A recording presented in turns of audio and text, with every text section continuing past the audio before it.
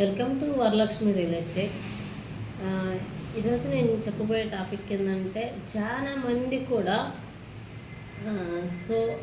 Real estate business చేయాలి అనుకున్న ప్రతి ఒక్కళ్ళు కూడా రియల్ ఎస్టేట్లోకి ఎంటర్ అవ్వటం తొందరగానే ఎంటర్ అవుతారు. కాకపోతే ఏంటంటే వాళ్ళు ఎంతవరకు నిలబడతారు అనేది ఇంపార్టెంట్.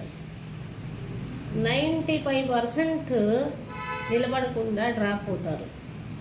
ఎందుకంటే ఫస్ట్ స్టార్టింగ్ 30 నెంబర్స్ ఈ రియల్ ఎస్టేట్ మనం సెట్ అవ్వదులే అని చెప్పి డ్రాప్ అయిపోతారు. దాని తర్వాత తీసుకుంటే ఒక 20 నెంబర్స్ కొన్ని రోజులు ట్రావెల్ చేస్తారు. ఇది ఒక 3 మంత్స్ 6 మంత్స్ ట్రావెల్ చేస్తారు.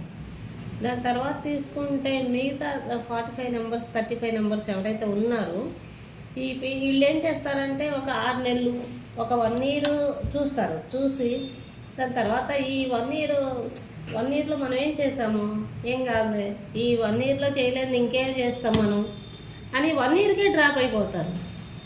రియల్ ఎస్టేట్లో నిలబడాలి అనుకుని ఎప్పుడైతే మనం దిగినప్పుడు రియల్ ఎస్టేట్ రంగంలో మినిమం 3 to 5 ఇయర్స్ ఎవరమైతే రియల్ ఎస్టేట్లో నిలబడి కష్టపడి వచ్చిన ప్రతి దానికి కూడా అది మంచి రావచ్చు చెడు రావచ్చు అన్నీ ఎదుర్కొని మనం వెనక నిలబడాము అంటే 5 ఇయర్స్కి వెనక తిరిగి చూసుకుంటే మనం ఏంటి అనేది మనం ప్రూవ్ చేసుకోవడానికి ఒక మంచి ప్లాట్ఫామ్ దొరుకుతుంది. ఇంకొకటి ఏంది, ఈరోజు ఒక కంపెనీకి వెళ్తాం, ఆ కంపెనీలో ట్రావెల్ చేస్తాం, ఒక 3 months 6 months చేస్తారు. దాని తర్వాత ఏం చేస్తారు, ఇంకా కొంతమంది ఒక 1 year 1.5 years చూస్తారు. మళ్ళీ ఇంకా ఎక్కడో ఏదో కొత్తదనం కనపడుతుంది అని చెప్పి అక్కడికి వెళ్ళిపోతాం. అట్లా కాకుండా ఏదైతే ఫస్ట్ మనం నిలబడ్డ ప్లాట్ఫామ్ మీద ఒక 3 to 5 years 5 to 7 years 7 to 10 years ఎప్పుడైతే మనం ఒకటి దాని మీద స్టిక్ అయి ఉంటామో అప్పుడు మాత్రం మన సక్సెస్ అనేది రిజల్ట్ కనపడుద్ది.